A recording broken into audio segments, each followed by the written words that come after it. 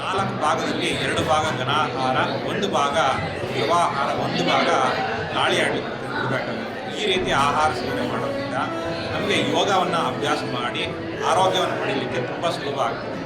ಹಾಗೆ ಇಲ್ಲಿ ತಿಳಿಸಿದಂಥ ಸ್ವಲ್ಪ ಕ್ಲಿಷ್ಟಕರವಾದಂಥ ತಿರುಚಿ ಮಾಡುವಂಥ ಆಸನಗಳಾಗಿರ್ಬೋದು, ಹಾಗೆ ಬ್ಯಾಲೆನ್ಸಿಂಗ್ ಆಸನಗಳಾಗಿರ್ಬೋದು, ಇವನ್ನು ಚೆನ್ನಾಗಿ ನುರಿತ ಶಿಕ್ಷಕರಿಂದ ಅಭ್ಯಾಸ ಮಾಡೋದ್ರಿಂದ ಆರೋಗ್ಯ ಹೆಚ್ಚುತ್ತಾ ಹೋಗ್ತದೆ.